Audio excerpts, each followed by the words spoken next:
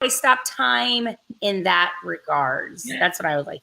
I would also like to know that I'm fine the age I am now. I'm 40 and I am very happy being 40. But I'd like to just slow it down a little bit. I got to So keep instead up. of aging once a year, how about we age a half? So every 2 years, every 3 years we age 1 year. That's what I I want. think that sounds much better because I don't want to lie about my age and I don't want to be like dodgy about it. But I want to be dodgy about it. I'm not. Are you dodgy? Yes, I am 46, and I actually tell everybody I'm still 39. So see, you're now older than me, Helen. Darn it. Well, it's funny, Toby. I work at a college and I teach classes, and part of what we do is we have to verify our patient. So you have to verify your patient's name and date of birth. And they say, okay, Helen, can I verify your name and date of birth? And I tell them my name and date of birth, and they go, wait a minute, you're what? You were born in the 70s? They were born in the 90s. I know. Some of the guys that we're just waiting for everyone to come on. I know we have a couple of viewers. I don't know if that's us, but we're just waiting for us to actually reach our 7 o'clock, actual 4 o'clock, 7 o'clock time to start our show. But yeah, I have guys that I am now the officer of, and I could be their mom, but I don't accept that. Okay, I think we're getting ready to get started. It's like 7 o'clock my time and 4 o'clock your time. 4 o'clock here on the West Coast. Yeah, West Coast, East Coast. Yeah. We've got a couple of viewers on, but I know we've got a whole bunch that are going to be coming here in a few minutes. So I didn't want us to kind of get started. I thought we would just say hi there. We're excited to get started soon. Having our Boob Tube, Helen and I are just kind of having our little reminiscent of trying to age slowly and somehow how to invent the concept of slowing that down.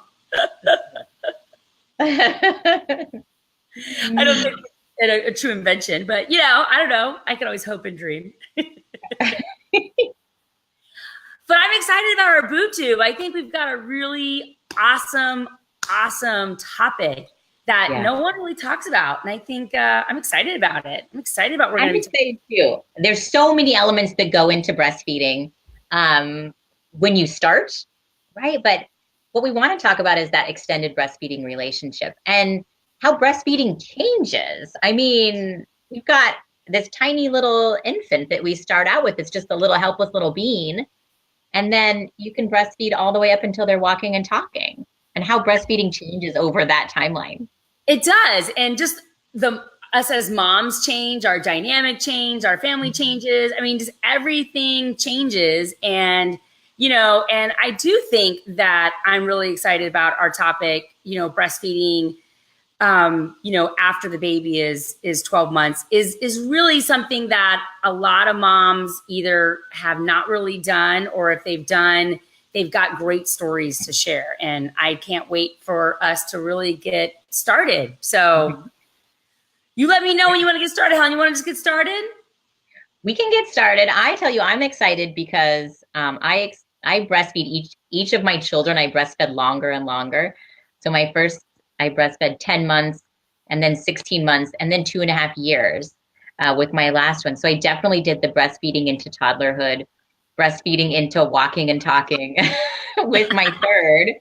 And, I'm really glad I did it as my third, as an older mom. We were just talking a little bit about how we had our kids a little bit later in life. You and I both did. So, we're in our 40s and we have little kids. I have a kindergartner.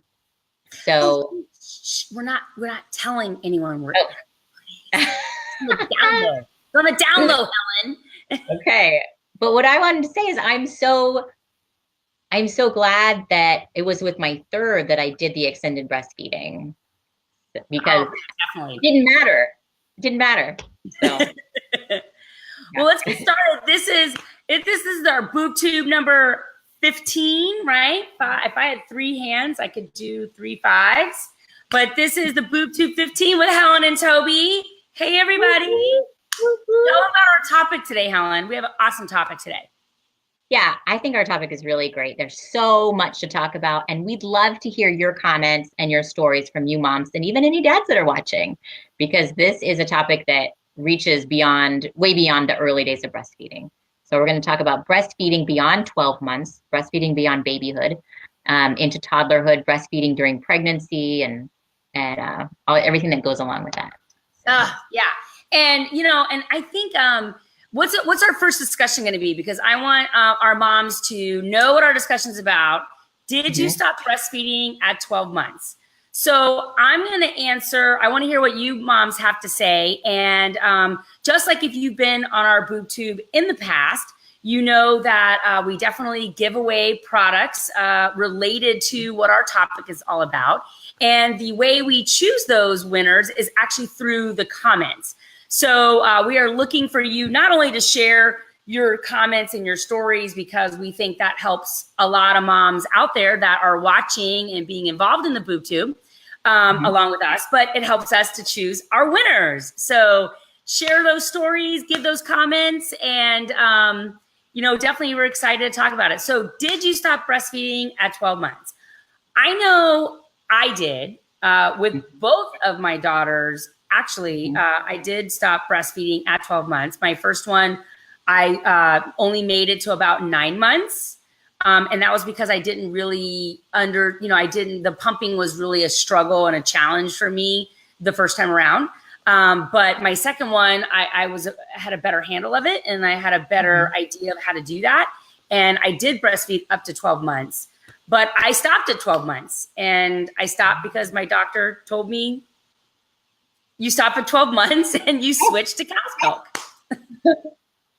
So your doctor told you to stop. Yeah. So moms, I mean, did you guys stop because your doctor told you to stop? Because I think that is something that actually does happen a lot, right? I mean, they tell you only need to breastfeed up until 12 months, and then you switch on over to cow's milk. As if for some reason the cow's milk is more healthier than our breast milk, right?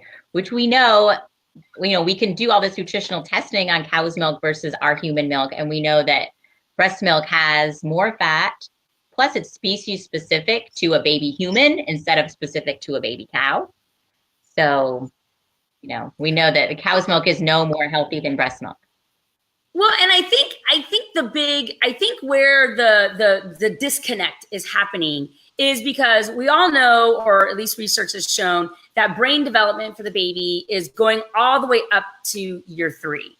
That our brains are actually growing, brain cells, and it's a growing brain and it's developing. And then after year 3, the brain just learns more and matures, but it's not actually developed anymore. And so I really think that I know there's research out there that shows that breastfeeding after your 12-month mark actually is beneficial to the baby. And I think the reason I don't really know why cow's milk has become the replacement of that. I mean, I can understand the fat content. Obviously, breast milk has higher fat content, and like you said, is species specific. But the reality is that we could just keep breastfeeding after that. But I know that we read something, and I know that you researched this, Helen, that we don't have to keep breastfeeding the same amount once we hit that magical 12-month mark. We don't have to keep doing it. It's a lot less. So what's the numbers? So 3 to 4 times per day.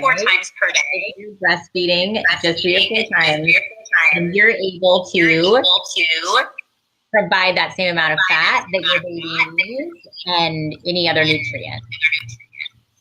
And I guess the fat content is where those long strand proteins are really coming from, and that's where brain development is coming from, which is why we are actually breastfeeding in the beginning in the whole first place. But and you still need all of that after the 12-month mark.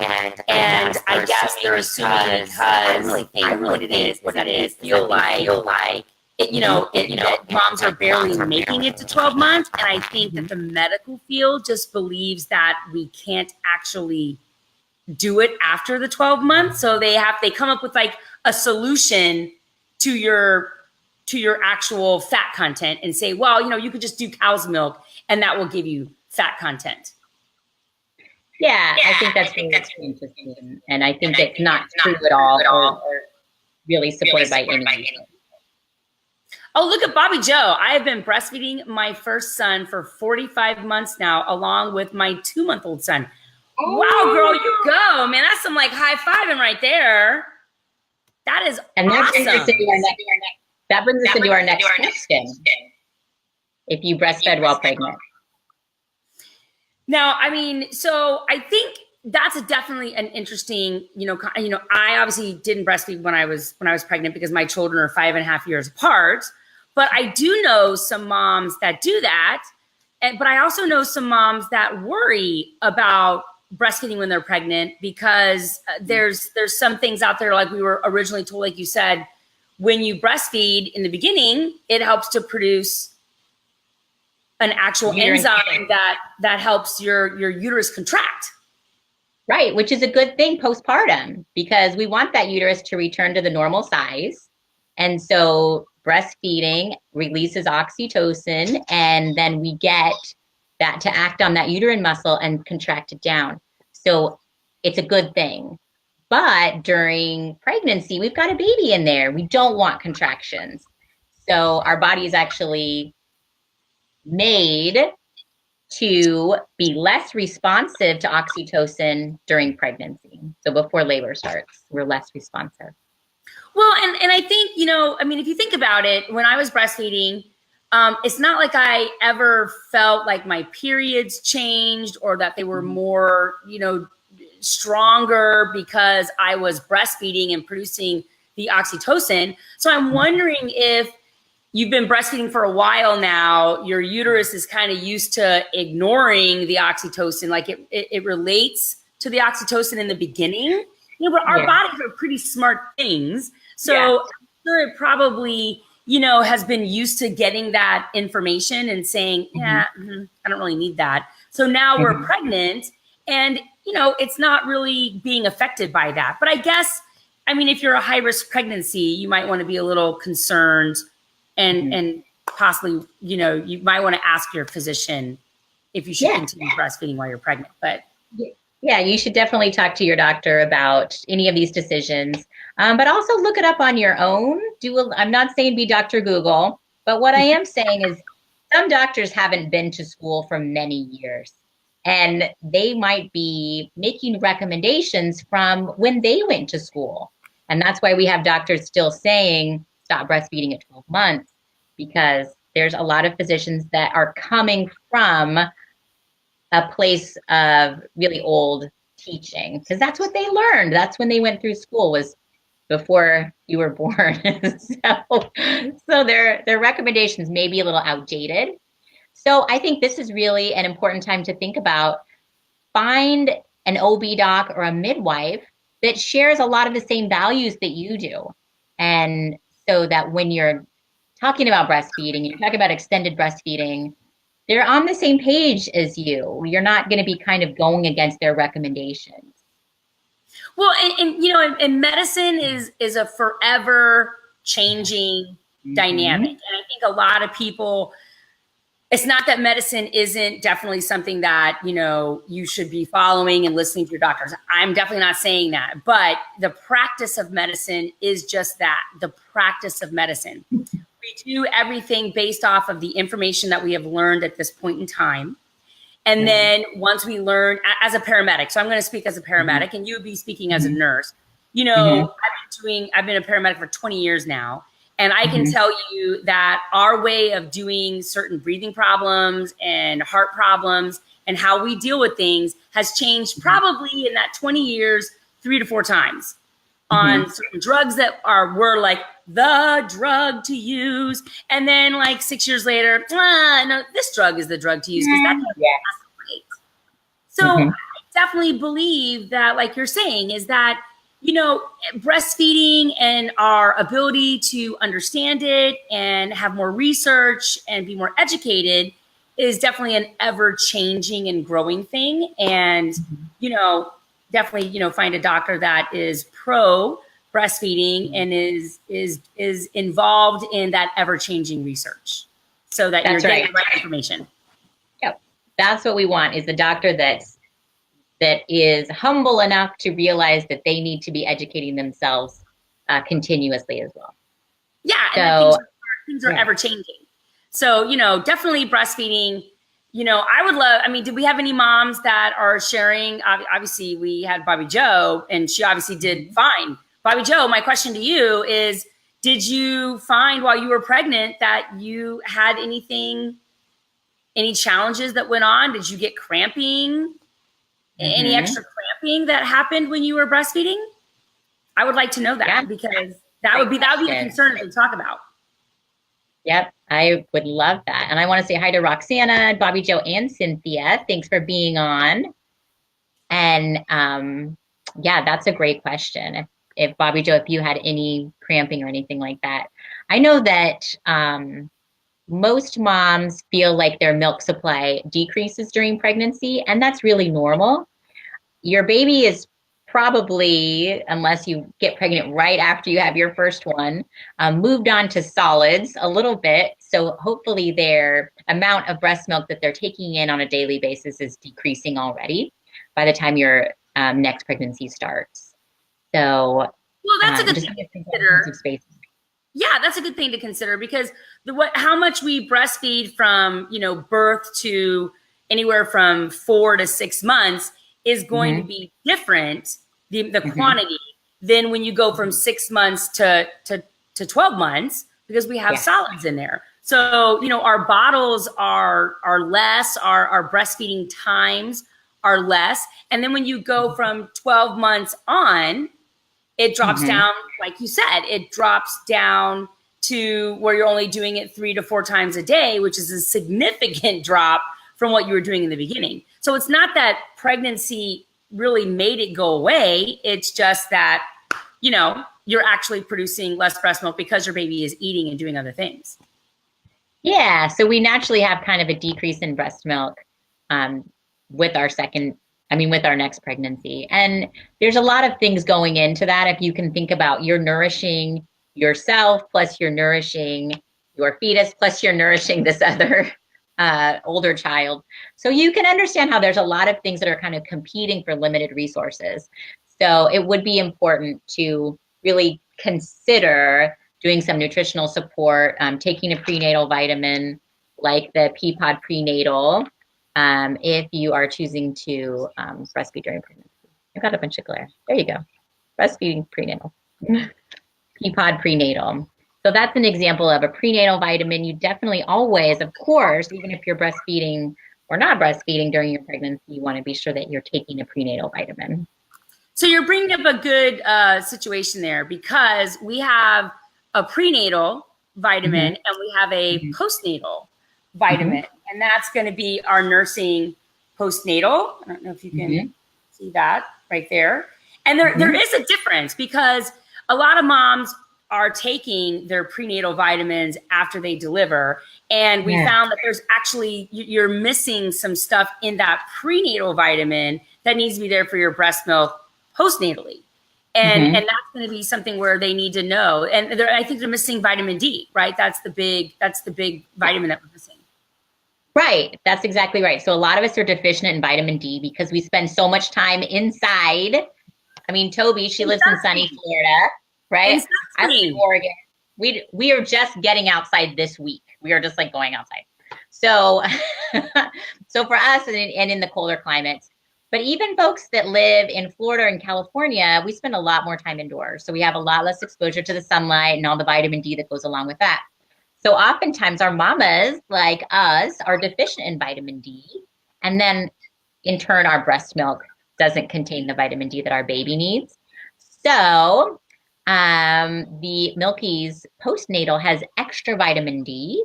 And so that you may not have to supplement your baby if you have enough vitamin D. So that's why it's important to, like, if you're taking your prenatal vitamins and you love your prenatal vitamins, that you actually switch over to the postnatal vitamins that the Milky's has. And then if you get pregnant while you're breastfeeding, you're going to want to actually switch back, however, to your prenatal vitamins, because they are related to your pregnancy more so by that point in time. You know, you've probably develop some type of vitamin D to where it's okay. So you're kind of switching between two. You're not taking both at the same time, because that's a big no. One's a prenatal, one's a postnatal. Just keep that straight. But as you're moving into having an older baby, like you're moving into later babyhood, we don't have a brand new baby anymore. Now your little one might be crawling, might be pulling him or herself up to standing, might be feeding himself or herself some Cheerios, maybe even have a sippy cup, but you're still breastfeeding. So what I want to know, mamas, and from you, Toby, is, did your support system, if you chose to extended breastfeed, which it sounds like you didn't have the chance to with your first, did your support system change? Did your mother or mother-in-law, people at work, friends or peers, did they say, what are you still doing breastfeeding after 1 year?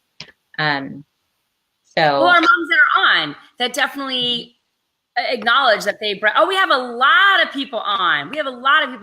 Hey, everybody, it's Helen and Toby, and we're doing the Boob Tube 15.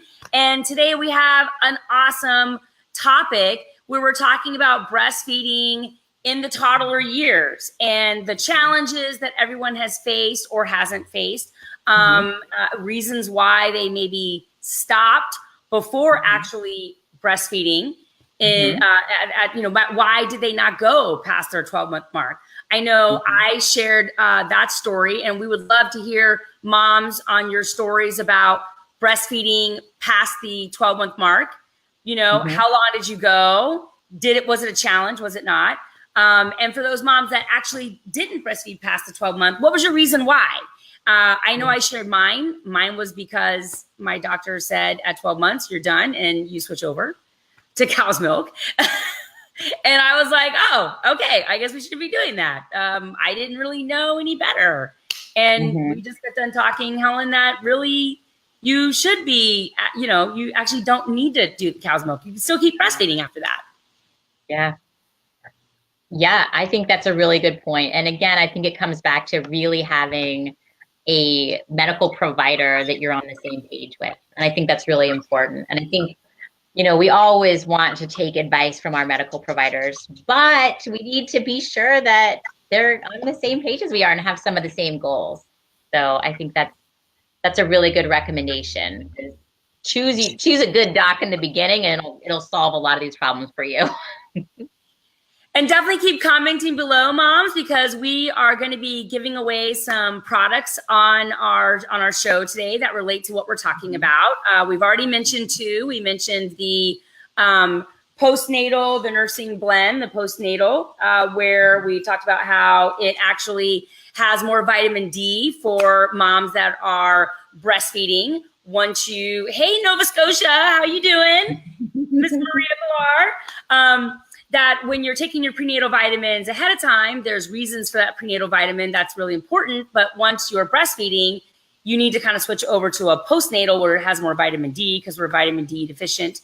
Even those us Floridians down here, we put all that SPF on. So that's why we don't actually have the vitamin D that we should have either. But then we also talk about if you are pregnant and are breastfeeding, you want to switch back to a prenatal, which Milky's has an amazing prenatal vitamin that you can do as well. And we're going to be choosing our winners from our comments. So keep those comments up, share those stories. Three will be doing that. Okay, so you just asked a good question that what happened to the support system, or what was your support system like once you reached that 13-month mark and you were continuing to breastfeed? So for me, there was a lot of, how much longer is this going to go on? Kind of an attitude. There was, I was not surrounded by people that had breastfed. I was not in an environment where people extended breastfed, especially. So I was really an outlier, and I had to really be clear about the reasons I was breastfeeding. And that was really because my baby and I chose to do it. And why should we stop if it's working for us? Well, and I think that's definitely something that it's like, okay, so a mom goes out and she's breastfeeding, let's say, in this park area, and she breastfed and their baby's 10 months old. Oh, and that's acceptable and fine. That same baby, same mom, 5 months later, now she's 21 months or 22 months. and she's breastfeeding, and all those people that were supporting her and were fine are now like, what are you doing? Why are you doing that? That's, your baby is over a year old. Because again, there's this crazy number of, it's 12 months. You need to stop. You have to be done. It's only 12 months. And we know that that's actually kind of a misnomer. I mean, the brain is still developing up until 3. We need fats.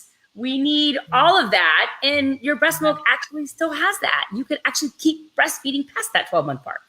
Exactly. There's no requirement for cow's milk in our diet. So your breast milk. Unless you want cheese. Well, everybody likes cheese. Yes, of course. But that's, again, not a requirement. No.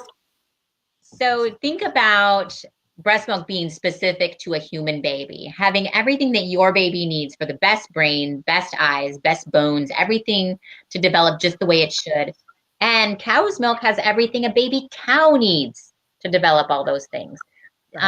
Some things are going to transfer across, but some things aren't going to. There's going to be some things that cow's milk is missing that your milk will have, and some things cow's milk is going to have that maybe your baby doesn't need. So there's no health requirement for cow's milk to start at 12 months. So I think maybe something that happens with moms, and maybe we can ask some of our moms that definitely breastfed in their toddler years. Did you find that your husband kind of had this idea, I breastfed first kid 18 months and then baby now is 18 months and still going? Way to go, Margene. How you doing? That's awesome. Yeah. Okay, so question, Margene, and others that are out there. Did your husband kind of feel neglected? Did he feel like left out? Did it get in the way with your, sex life? It seems like everyone knows that's going to happen in the beginning, like you're breastfeeding, you had your baby, you're breastfeeding, and okay, there's going to be some not denial, but there's going to be a change in our routine. And this is not a routine. Yeah. And now that routine, everyone has like a life expectancy on that routine. And, did moms have some issues with dads? Did they voice those issues? What did your husband say, Helen? My husband was sometimes afraid to say anything. And other times he was pretty supportive. We had a pretty traditional relationship, I think, in terms that he went to work and I stayed home with the babies. And so there was a lot of kind of whatever you want to do is fine. I'm going to, whatever you want to do is fine. It's your choice, and I'll support you in whatever your choice is. Okay, was essentially where he was coming from. And that was great. I mean, neither one of us had a huge amount of breastfeeding knowledge, and so there's a lot of things that I recommend to parents to be now, things like take a breastfeeding class together. So your partner understands why breastfeeding is important. And some of that comes from my own experience. Well, and what's interesting though, is like, they don't have a breastfeeding class for breastfeeding your toddler. And I think they really should, because I feel like, I know I saw one of our moms share that she really doesn't have a support system at all. And I do think that this is a topic that is not really discussed. It's not really talked about. It's not really supported. And I think that more education needs to go on out there, that these moms definitely, I don't know how my husband, I would say he would have been supportive, but I don't know. I'm not saying my husband's selfish. I don't want to say that, but he definitely is somebody who felt kind of left out, and, and as a mom, I can be very one-track minded and very focused.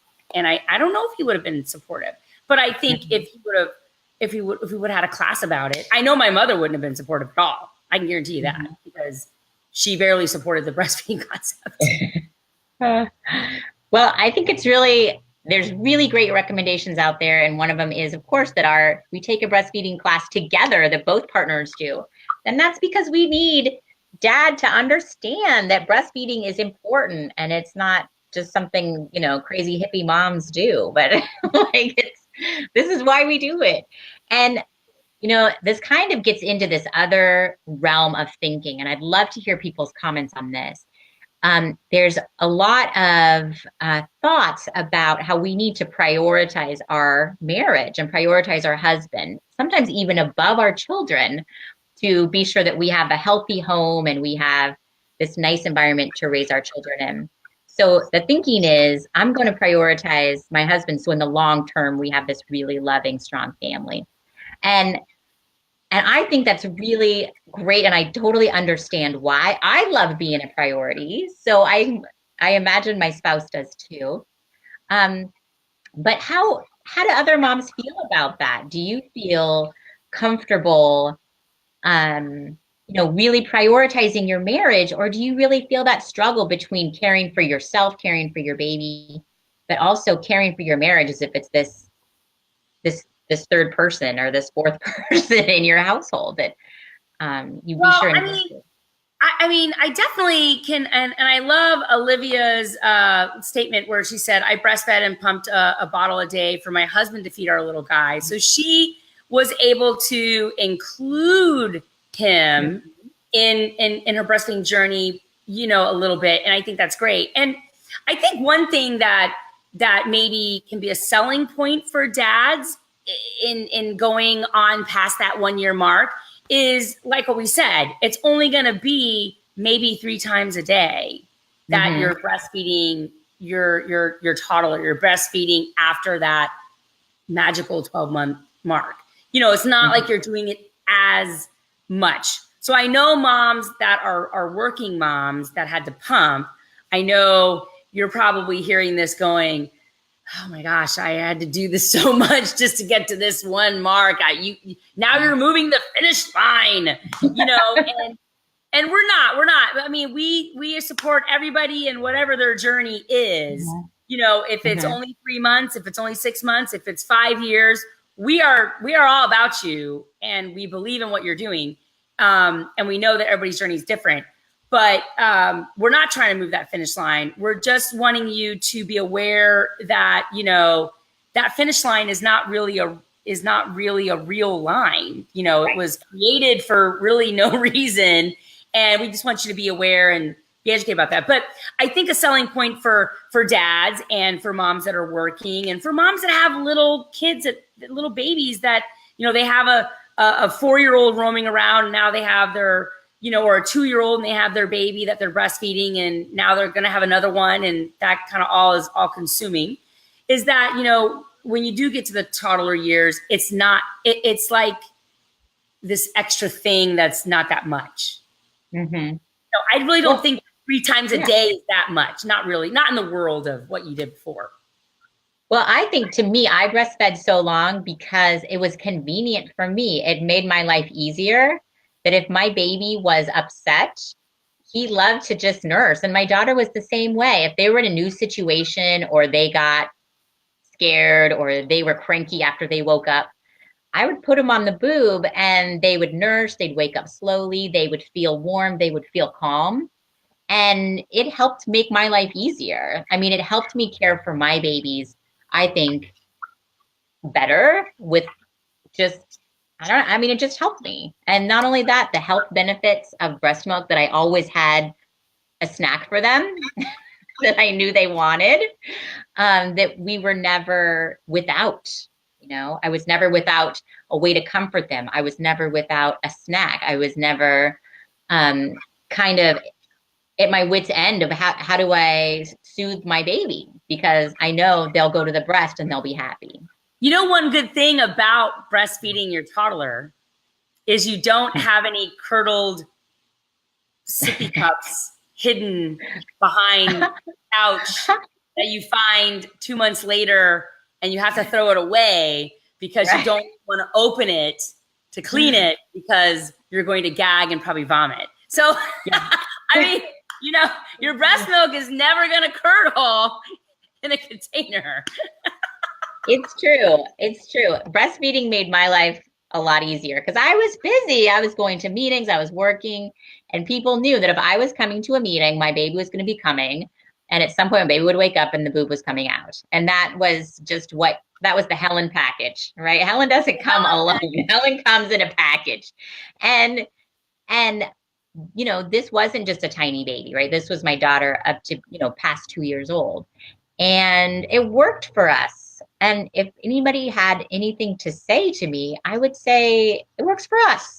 What do you care what I'm doing? So, well, so yeah, moms, I know we had asked this question earlier, but we didn't have as many moms on. But, did you guys experience, and tell us how you dealt with it, did you experience the same public, and family? How about family? I think family's more, that you were breastfeeding your 5-month-old or 10-month-old, and then now you're doing it to your 2.5-year-old, and your family was like, yeah, that was okay, but now this is not okay. So, how did you handle that? Because I would like to be able to share that with moms that are on here, that are maybe moms that are just starting their breastfeeding journey and are absorbing all of this information. And, hopefully it helps them to be more prepared and to make decisions about the breastfeeding journey based off of our little discussion that we're having. yeah. And I think that's a really great point, that we need to really support each other, because there are going to be detractors. And I think as our babies get older, there's people that want to put this spin on it that isn't very wholesome. I think like older children breastfeeding, that maybe we want to keep them babies. We're just like these sick mamas that want to keep my child a baby forever. And, you have to understand that there's people that aren't supportive of breastfeeding for whatever reason.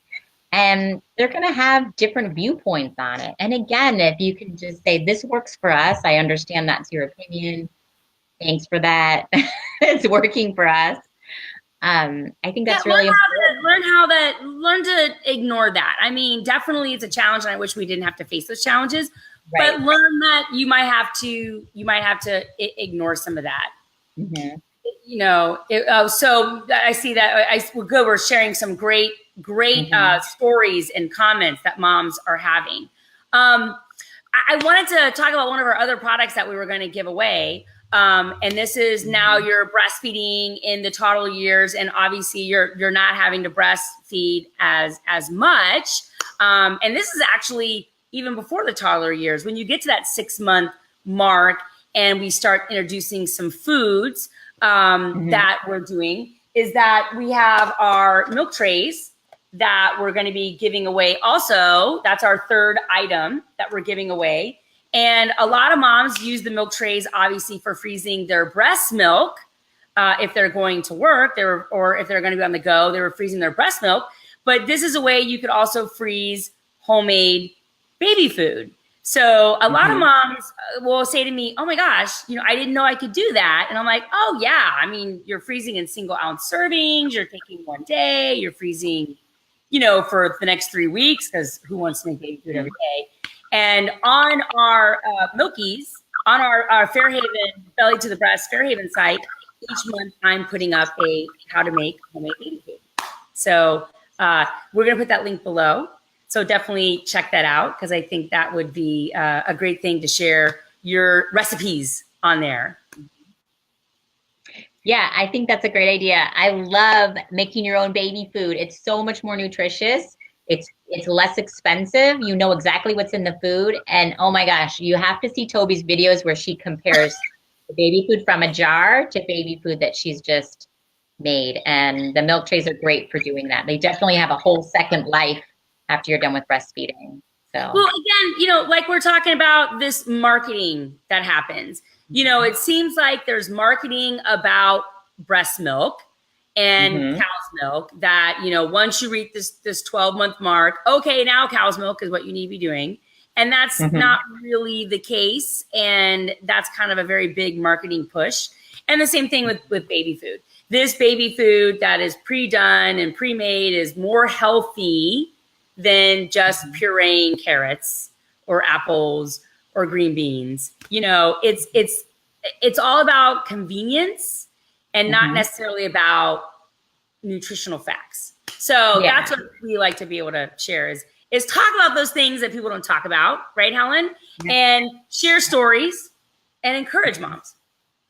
Yeah, and definitely thank your supporters, thank your cheerleaders. I want to say thank you to my husband. He was fabulous. He, of course, was always there to kind of help me out. And, when I would get to the, I need some help with this, he'd always jump in and be there to help me out. And so I want to say thank you, Brian. I want to be sure I say that. Of course, I just want to be sure. Well, I feel like we kind of talked about, breastfeeding, and we brought up some great ideas and some situations, and encourage moms to share some stories about them breastfeeding their toddler, and that it's really not this scary, don't talk about, don't do thing. I think we've shared some great stories. And moms, we're going to go in there and we're going to reply to those comments. And we thank you for sharing your stories. We'll be picking 3 winners that will be winning our 3 products, the milk trays, the nursing blend, and the prenatal vitamin. Prenatal vitamins. And keep nursing those toddlers. I'm telling you, it makes life so much easier. Those terrible twos, you can soothe them through their tantrums. It really helps you stay connected, even as they're out exploring the world. If they still come back and they want to nurse, the rule is you breastfeed until one or both of you wants to stop. So don't let anybody put a timeline on you. This is your motherhood experience. It's your breastfeeding journey, and it's also your baby's breastfeeding journey. So there's one theory that some moms use, that is they don't offer the breast, but they also don't say no to the breast. So sometimes that can help babies kind of get out of the habit a little bit. If they're kind of exploring the world and they're off doing other things, if you don't stop them and say, hey, would you like to the num-nums or whatever you call it, then they may naturally just move on to other ways of eating and other ways of exploring the world. So it doesn't have to be really traumatic. It can be something that is very, kind of tapers off gradually. And there's actually medical reasons to be breastfeeding for longer than the 12-month part, because we need all that. So love you guys, and we can't wait to have another amazing discussion next month. See you guys. All right. Thank you. Bye, mamas and papas. Bye.